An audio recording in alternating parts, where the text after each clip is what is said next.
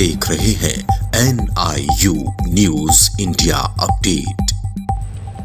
UP के कासगंज जनपद में एक ऐसा पूर्व उच्चतर प्राथमिक विद्यालय है जिसे देखकर मानो आदर्श शब्द भी कहना कम साबित होगा। जी हाँ, किसी सरकारी विद्यालय की ऐसी सूरत और मूरत शायद किसी ने पहले देखी हो, जो आज के दौर के निजी आधुनिक और स्मार्ट विद्यालयों को चुनौती दे रहा है।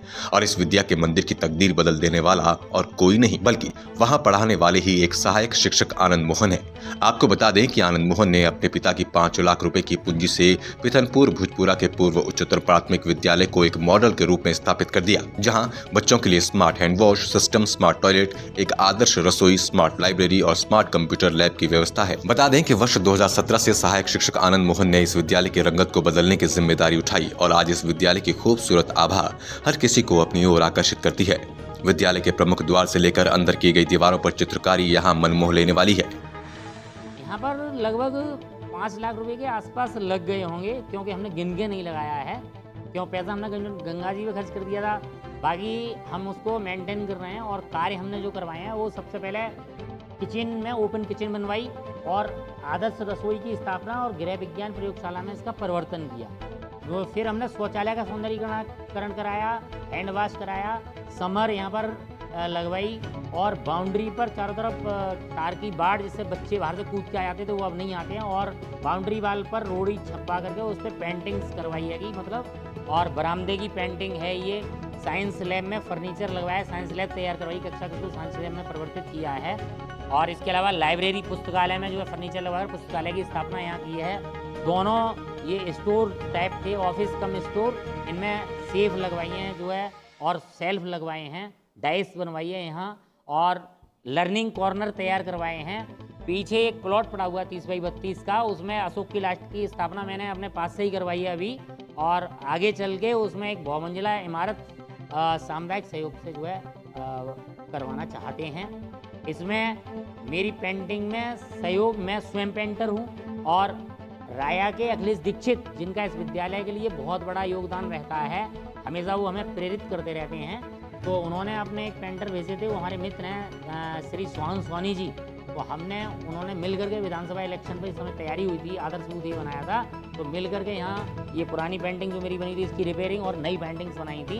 रात के 11 बजे तक यहाँ पे काम किया। शिक्षक आनंद मोहन बताते हैं कि जिस इलाके में उनका ये विद्यालय है वहाँ की अधिकांश आबादी संपन्न नहीं है। देश का पेट भरने वाला अन्नदाता एक देव स्वरूप माना जाता है। उनके बच्चों को अच्छी तालीम मिले और डॉक्टर, इंजीनियर, प्रशासनिक अधिकारियों के पदों पर उन्हें अवसर मिले, यही मकसद लेकर वो आगे बढ़ रहे हैं। शिक्षक आनंद मोहन के मुताबिक उनके अति पिछड़े इलाके में स्थापित विद्यालय में दूर क्षेत्रों से, गांव से भी बच्चे दाखिला लेने के लिए आते हैं। पर्यावरण की दृष्टि से भी विद्यालय के अंदर जो कार्य किए गए हैं वो वाकई काबिल तारीफ है। एक बेहतर पर्यावरण के बीच आधुनिक सुविधाओं के साथ वो भी एक सरकारी स्कूल में बच्चों को तालीम मिल रही है। ये अपने आप में एक नजीर है और इस नायाब नजीर को स्थापित करने में विद्यालय के शिक्षक आनंद मोहन के प्रयास और समर्पण को जो भी तारीफ की जाए वो कम होगी।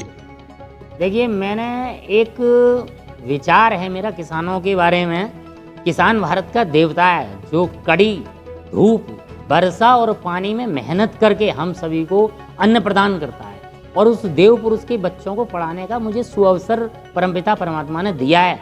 और ये पिछड़ा इलाका है, यहाँ पड़ोस में एक गाँव है फिरोजपुर, यहाँ मजदूरों के बच्चे हैं बहुत सारे, वहाँ सारे मजदूर ही हैं लगभग लोग। और इस गांव में भी काफ़ी लोग बाहर काम करते हैं, कोई अपनी किसान का काम करता है, बहुत बड़ी हस्तियां कम हैं यहाँ। तो उनके बच्चे बहुत प्रतिभावान हैं और मैं आपसे साक्षात्कार कराऊंगा उन बच्चों का।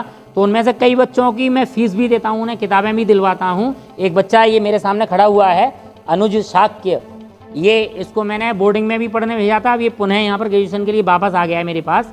तो मेरा ये स्वप्न है कि इस गाँव में जो प्रतिभाएँ हैं वे सिविल परीक्षाओं को पास करें और ए क्लास अफसर बने, सेकंड क्लास अफसर बने, इंजीनियर बने, डॉक्टर बने।